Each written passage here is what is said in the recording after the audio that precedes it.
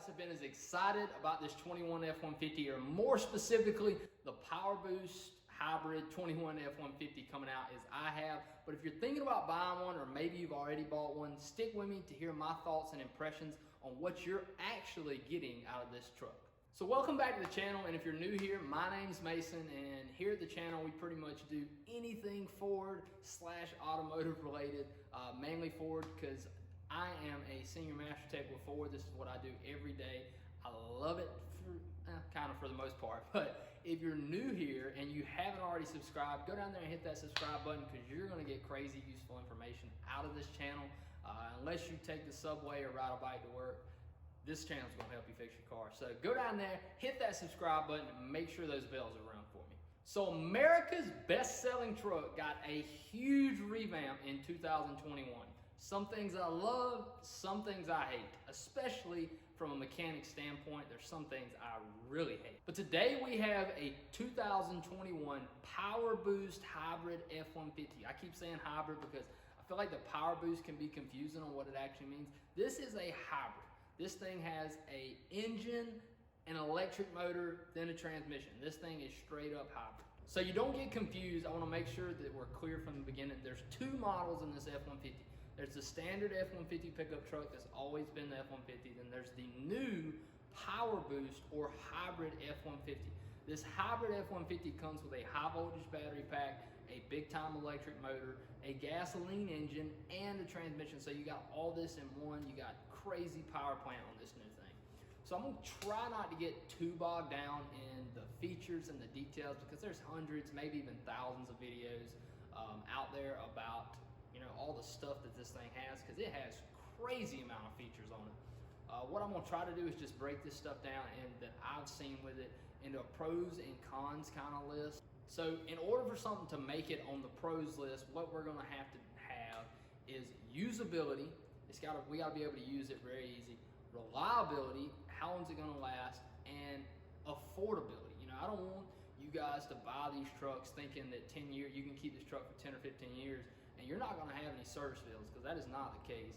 These trucks are getting more and more and more expensive to work on every day, it seems like. So I don't want any of you guys to think that this is just gonna be a really low maintenance item because it's a hybrid, because I don't think that's gonna be the case with it. So the 21 F-150 comes with the same three engines that we've been producing for several years now. They've gotten some tweaks over the years, but the three engines are the 2.7 liter EcoBoost, which is a V6 twin turbo, 3.5 liter EcoBoost, which is another V6 twin turbo, just a little bit bigger, and then the one that everybody knows, the 5.0 Coyote engine that they've been, this particular engine's been back since 2011, I think, 12, somewhere in that range. But Ford's been the 5.0, 302 game for a long time. So those are the three engines that you can get in this thing.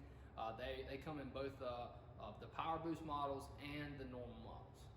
So if you're in the market for one of these trucks, I think this thing would be a great buy for someone who can afford it. Big emphasis on the afford it part, because these things are really expensive. The one we're looking at today, I think the MSRP on it is right around $76,000, which is, in my mind, that's a lot of money, especially for a vehicle. But these things, they're really great trucks. They have some downsides that I see as a mechanic, but that's mainly also because I'm the one who has to pull my hair out trying to fix these things. So the number one thing on my list that this truck's gonna hit is the insane amount of power that this truck makes. If you guys have owned or drove some of the newer F-150s since they put the 10-speed with the 3.5, 2.7, or the 5.0, any of them, you just know that, they're insanely fast. They have tons and tons of power, way more than any of the competitors, I personally believe. But this thing even goes above and beyond that. You have the electric motor that's already driving the wheels, plus you have that V6 twin turbo or the 5.0 or whatever engine you got added on top of that. Man, these things will fly. I drove a couple of them and it is insane. It's almost too much for a pickup truck. So another big pro to this truck, and I'm sure all of you already know this, but it's going to get great fuel economy because of this electric motor. If the engine's not running, then you're not burning any gas. That's pretty self-explanatory. So another super cool feature of this Power Boost is they have like almost, I don't know why they didn't just name it like the contractor edition or something, because that's really who they're trying to appeal to.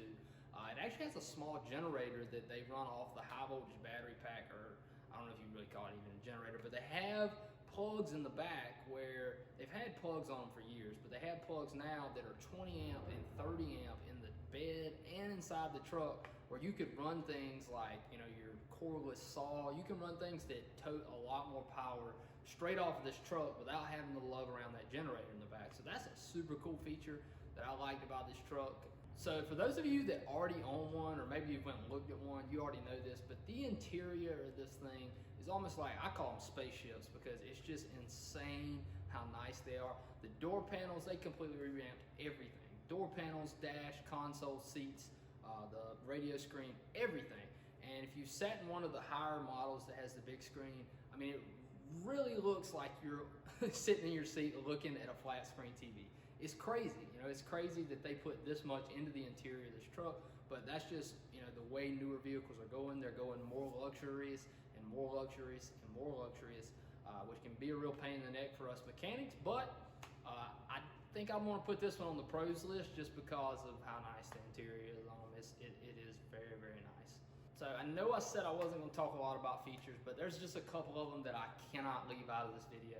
This thing, we've been doing for a couple years now with the automatic opening tailgates. You just click the button and it lets itself down.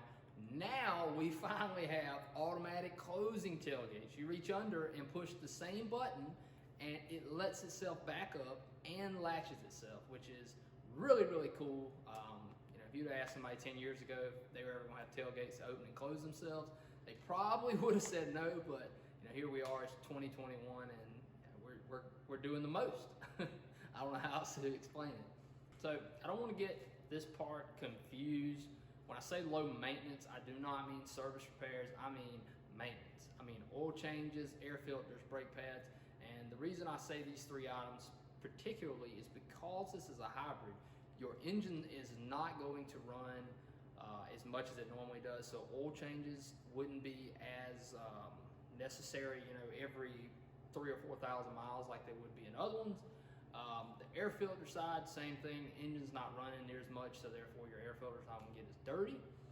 Brakes, this thing has regenerative braking. It actually uses the electric motor to do the majority of its stopping, so brakes should be almost lifetime on this truck. You should never have to put a set of brakes on it unless you got 200, 300,000 miles on it. So cons, the big one that jumped out and like almost hit me in the head as soon as I opened the hood is the master cylinder on this new truck. This thing is like, you know, we used to have brake boosters and then master cylinders, and then we had HCUs and ABS modules off to the side, and you know, we just kind of kept all those things separate. You could replace one without the other. It's pretty much all integrated on this one. I mean, it's just like this huge blob of stuff down there. And from a mechanic standpoint, you know, it's not that big of a deal when it's under warranty and you don't have to foot the bill. But I went and looked up how much this was for this part, this integrated master cylinder, HCU, ABS module, all in one reservoir type thing. And this thing's almost $2,500. So, you know, if you get 80 or 90,000 miles on it and you gotta pay to replace this thing, you would not be happy if I told you it was gonna cost $2,000 in just parts just to replace your master cylinder. You know, that, I don't know why they do that. I feel like they could sell that stuff separately, but it's just too much of a hassle for them to make it, you know, manufacture the parts that way. So along with that master cylinder that almost jumped out and hit me in the head because it's just, I didn't like the way it looked, the engine bay of this Power Boost is very, very cluttered. I'm a very neat person when it comes to engines, or like even my stuff. I generally keep everything real neat and tidy. This engine bay, there's just so much stuff under it. I understand why they couldn't make it look very good, but man, there's just junk everywhere. I mean, you can barely even see the engine under all the added stuff they have on the engine because of the Power Boost side. It was already bad, but now it's even worse with the hybrid side of it. So that's definitely a big con that I did not like about this truck. Third con, this is probably the biggest one really, is the price of this thing. The truck is outrageously expensive. The one we're looking at today is, I think it's MSRP is like $76,000, which is an insane amount of money. I don't care how rich you are, to spend $76,000 on something that depreciates half that value in 4 or 5 years. It's insane to me that people pay that much. That's why I don't own one. If they were $25,000 or $30,000, I'm sure I'd own 2 or 3 of them, but I just, it's just not something that financially suits me at this point in time in my life. So for those of you that let that deter you off, take it up with Ford. There ain't really much I can do about it. Another bad thing about this F-150, the hybrid side of it, is this thing has very, very complicated electrical systems. It is not something that you would want to take to anybody who is underqualified to work on one of these. This takes a lot of training. These high voltage battery systems it's like 400 some volts. They will kill you. There's no doubt about that. They can kill you, and the electrical system on them are just getting so complex where you almost have to return the car to the dealer to have it worked on. So that's a downside in my eyes, because I know if I buy something, if I was not a Ford technician and I was in the market to buy a F-150 or buy anything, I want to be able to understand how that thing works, and I want to be able to work on it myself. I would like to be able to understand the electrical systems on my own vehicle. But with this truck, it's just really complex. It's not something that I would want you to dive off into trying to fix something wrong with it. So the last and final thing that we have here on our pros and cons list, on the con side, is we have very, very, very high service cost. I just got through saying to you guys about how complex the electrical system on. That is not making the labor rate go down, because, and the reason that's not making the labor rate, stay where it's at or go down, is because whenever I have to do something that is much harder than what I'm doing now, it's much more difficult, it takes more training, and less people can do it, I'm going to want to charge more money for my service, which means the dealer's going to be making less money, which means they're going to increase their labor rate. So that's what I really think is happening around the country, is people like me, because we're getting so scarce, dealer technicians are getting so scarce, that's why the labor rates are going up. So this truck is even going to make it even worse, really, with labor rates, I think. So you're going to have very, very high cost on labor with this thing, and parts. Parts being even more so than labor. This thing has integrated headlights and taillights, and they're LED integrated. You cannot change the bulbs in them. We've been doing this for a couple years, but I haven't made a video talking about it or anything. I honestly believe it's the single-handedly stupidest thing Ford's ever did, because if your headlight bulb goes out, you have to spend, when I tell a customer they have to spend $2,000 on a headlight, like, what would you say if I told you that? I know what I would say if somebody told me that. I'd be really upset that I had to spend $2,000 because I had a headlight bulb go out. And that's just some of the things that you get with these newer trucks that are really, really complex. So those are the main things that I see that I didn't like, or that I really like with this truck.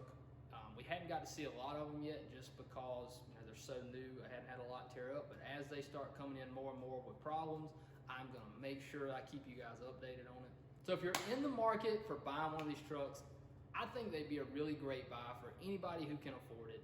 Don't let anything that I said stop you from making your own decision based on the information that I've gave you. Just wanted to show you guys some of the things that I see with them. Yes, they have some downsides, but a lot of those downsides from a mechanic standpoint is just me, because in my case, I'm the one who has to pull my hair out trying to work on them. So if you enjoyed this video on this 21 F-150, go down there and smash that like button for me. It really helps me out when I see you guys liking this video. At least tells me that I did something right. And if you are watching a lot of my videos, I'd love to hear from some of you guys in the comments telling me some things you'd like to see me do videos on. So leave some stuff down there. Just give me some ideas. I'd really like to hear from you guys. And if you didn't do it already, like I told you in the beginning, go make sure you hit that subscribe button. You don't want to miss out on any of this content stuff I have coming up. So that's pretty much it for this one. I appreciate you guys watching, and I will see y'all in the next one.